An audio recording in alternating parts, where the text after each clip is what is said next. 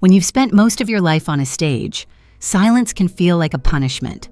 I'm Elaine Duarte, and at 80, I've learned how quiet a house can become when the applause fades and there's no one left in the audience. My husband, Hector, passed 7 years ago. I still sleep on my side of the bed, out of habit more than anything else. His piano, our piano, sits by the window in the living room, untouched, but not forgotten. Some mornings I run my fingers across the keys, not to play, but just to feel something familiar. I still have my house here in La Jolla, just blocks from the ocean. It's old, full of creaks and drafts, but it's mine. Hector and I bought it when we were newly married, before his cancer, before the quiet. I keep it tidy, the garden's still blooming, and my easel's always set up by the window. Watercolors now, since the arthritis keeps me from playing long. I found painting to be a gentler kind of expression. I talk to my son Marcus every Sunday. He's a theater director. Well, was. COVID shut down his last production, and things haven't bounced back. Still, he calls like clockwork, always with that same half-tired, half-charming tone. I appreciate the effort. Last week, he told me Lucas, my grandson, was finishing his film degree. "It's his senior project," Marcus said. "He's so passionate about this, Mom, just like you with your music." I felt proud, silly maybe, but proud. A few days later, Lucas called asking for help with equipment costs. I didn't hesitate. I wrote him a check for $8,500. If that's what keeps the dream alive, who am I to stand in the way? Sophia, my daughter-in-law, has been visiting more too. She brought lemon cake last time, complimented my painting, and gently joked that the house was way too big for one person. I laughed, but something about her tone stayed with me. Still, I feel lucky. They call, they visit, they care, or at least that's what I believed. I may not be on a stage anymore, but I still know when something feels rehearsed. And lately, I've started to wonder if the lines they speak to me aren't meant for me at all. A few days after I sent Lucas the check, I was downtown picking up watercolor paper when I saw him across the street, laughing with friends, arms full of shopping bags. Not camera gear, not film supplies, designer stuff. The kind you buy when you're not worried about rent. He didn't see me, and maybe that was a blessing. That night, Marcus called again. Said the theater space he'd been eyeing for his new show had fallen through. "It's just so hard these days, Mom. Art's dying without support. Makes you wonder what it's all for." His voice carried that same soft sadness, the kind that wrapped around my heart like a wool blanket. I told him I was proud of him anyway, that he still believed in something. A few days later, Sophia dropped by unannounced again. She brought scones this time and a Pinterest board full of ideas for what she called a multi-generational creative sanctuary. "You know, Elaine," she said, running her hand along the windowsill, "this house has so much character. Can you imagine what we could do here? Theater downstairs, film upstairs, maybe even piano lessons in the garden?" I smiled tight. "It's always just been home to me." "Oh, of course," she said, brushing my shoulder. "But don't you ever think it's a lot for just one person?" I nodded politely but didn't answer. That night, I couldn't sleep.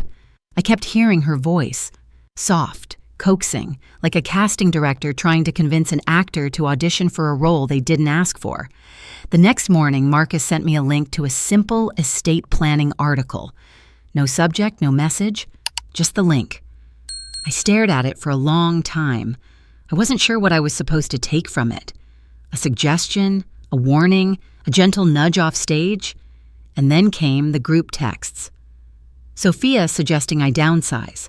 Lucas asking how much the house was worth, just out of curiosity. Marcus offering to help streamline things if I was feeling overwhelmed. No one said anything directly, but the script was forming, line by line, and I wasn't writing any of it. I've acted in enough plays to know when I'm being cornered into a role. And this time, I wasn't sure if I wanted to be in this production at all. It was a Wednesday afternoon when Marcus called, off schedule. Normally we spoke on Sundays, but that day he sounded upbeat, almost rehearsed. "Hey, Mom," he said. "How are you feeling?" We made small talk. My garden club, his latest project, Lucas's short film. He said they were planning a little dinner for Lucas's friends and asked if I'd like to come. Of course, I said, genuinely touched. What can I bring? Just yourself, he replied quickly. Then, after a pause, he added, Actually, would you mind sending over about $500 to cover the space deposit? We're booking a small venue. Sophia's card hit the limit. Something didn't sit right, but I brushed it aside. Sure, dear, I'll take care of it. Thanks, Mom. Love you. Love you too. I reached for my teacup when I realized the line hadn't gone dead. There was a shuffle. Footsteps, then laughter. Not mine. She bought it? Sophia's voice sharp as ever. Hook, line, and sinker, Marcus answered. She's so easy. Just say the word Lucas's and she opens her wallet. My chest tightened. She's getting slower, too, he continued. I think she's ready. Just gotta ease her into signing over the deed. Play the family angle, then push the legacy stuff. What if she backs out? Lucas chimed in. She won't. We've softened her up for months. The guilt, the loneliness, it's all working. Dad said it best. She's a sitting duck. Silence on my end. I sat frozen, phone still pressed to my ear, my world shrinking with every word. She doesn't need all that space, Sophia added. We're the ones building something. That house should be ours. Give it a few more weeks, Marcus said. She'll sign, and if she doesn't, we'll go to Plan B. Assisted living, she won't fight it. I ended the call with trembling hands.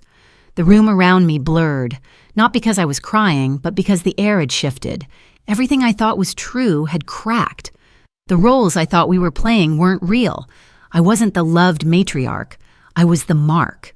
And the worst part? They thought I'd never notice. They thought I'd quietly fade from the scene. They forgot. I've been on stage my whole life, and I know when a performance is fake. I didn't call Marcus back. I didn't text Lucas. I didn't even confront Sophia. There was no point. They had delivered their lines. Now it was time I rewrote the script. The next morning, I called Clara, an old friend from my symphony days, who now worked with a nonprofit legal group for aging artists. I need advice, I said, my voice low, and discretion. By lunch, I was sitting in her office across from Miriam, an estate attorney who wore sensible shoes and didn't waste words. I told her everything, the call, the money, the years of slow manipulation. Miriam didn't blink. First we move your assets, then we lock your accounts, then we rewrite your will. It felt surgical, cold, necessary. That afternoon, I looked through old files and found something I hadn't seen in years. A letter Hector had written me the week before he died, folded neatly in the back of my jewelry box. You always saw beauty where others missed it, he wrote. Don't let anyone make you small. I read it twice, then again. Then I called the bank and began the process of transferring my checking and savings into a private trust, with no co-signers, no shared access, no loopholes. A week later, I attended Lucas's film screening, just like they asked. I sat quietly in the back row, wrapped in a soft shawl, smiling when people greeted me. Lucas's short film was impressive. It was also, ironically, about betrayal. Projection, perhaps. Afterward, I lingered by the door and listened as Marcus chatted with a potential investor. We're building something big, he said, and we've got the space locked down. It's in my family, just a matter of paperwork. I said nothing. Let them keep talking. Let them believe I was still reading from their script, but inside I was already gone. My home was on the market under a blind trust. I had an apartment lined up in an artist co-op across town. Small, sunlit, quiet. And I wasn't afraid. For the first time in years, I wasn't playing someone's mother, someone's bank, someone's backup plan. I was stepping out of their story and into my own. The house sold faster than I expected. The agent said oceanfront properties always move quickly, especially when priced right. What she didn't know was how priceless it felt to me, to finally let it go on my own terms. I didn't tell Marcus, or Lucas, or Sophia. I simply disappeared from their plans, like a ghost walking off stage mid-scene, without a bow or explanation. The morning I moved, I stood in the empty living room one last time. The sun poured through the big front windows, lighting up the wood floor Hector had refinished by hand. I touched the wall beside the piano, whispered, "Thank you," and walked out without looking back. My new apartment wasn't big, just 2 rooms and a balcony, but it faced east, which meant I got sunlight every morning. There was space for my easel. A sturdy, upright piano stood in the corner, donated by another retired musician. It wasn't grand, but it was mine now. The funds from the sale, $1.1 million after taxes and fees, went straight into a private trust managed by Clara's legal group. No family names on it, no loopholes, just clear, quiet protection. I set aside a portion to establish the Duarte Creative Arts Grant, a fund that would help young, low-income artists pay for instruments, classes, or supplies, without needing to charm, flatter, or manipulate anyone's grandmother. A week after I moved, I wrote Marcus one letter. Just one. "You've always been a brilliant storyteller, but you forgot one thing. The audience remembers who wrote the script. Elaine." I didn't hear back. Not that I expected to. Lucas sent a half-hearted email. Sophia texted something vague. I deleted both. I didn't need their apologies. I needed air. And out here, on my balcony, coffee in hand, brush in the other, I had plenty of it. No more performances, no more explanations. I didn't walk away in anger. I walked away in clarity. They cast me in a role I never auditioned for, the aging matriarch too soft to say no, but I had lines of my own now, and this time, the stage was mine. 6 months passed. I woke each morning with light on my face and no one's voice in my ear telling me what I should do or who I should be. My days had rhythm again. Not a calendar filled with obligations, but a quiet tempo. Painting in the mornings, playing piano for the seniors' center every Thursday, teaching art to 3rd graders at the elementary school down the street. Their joy was loud, messy, and real. I hadn't felt that in years. Milos, of all people, showed up at one of my Thursday recitals. I hadn't seen him since before everything fell apart. He'd moved into a nearby retirement complex, as it turned out, and still wore the same tweed cap and mischievous grin. "I heard the music," he said, "and followed the sound. I was hoping it was you." We shared coffee after. No expectations, just memories and mutual understanding. We've kept meeting since, sometimes for lunch, sometimes just to sit in silence and look at the ocean. Marcus never responded to my letter. Sophia sent a forwarded legal notice, probably an attempt to fish for details about my estate, but my attorney handled it. I never saw their names on my phone again. Lucas emailed me once. The subject line said, "Sorry." I never opened it. I had nothing left to give them. Not money, not answers, not access to the life I rebuilt with careful, loving hands. But I did leave the door cracked. Not wide, just cracked. Enough for a change of heart to slip through if it ever came. I painted a new piece last week. A watercolor of my old house, bathed in soft golden light. Not as a longing, just a memory. A set piece in a story I no longer lived in. Yesterday, I played Clair de Lune in the garden behind my new home. A few neighbors gathered. Milos brought lemonade. The sky was pink with dusk, and my fingers moved like they remembered joy again. I am 80 years old. I am no one's burden, no one's checkbook, no one's puppet on a string. I am Elaine Duarte, artist, teacher, survivor. And for the first time in my life, the curtain closed when I chose.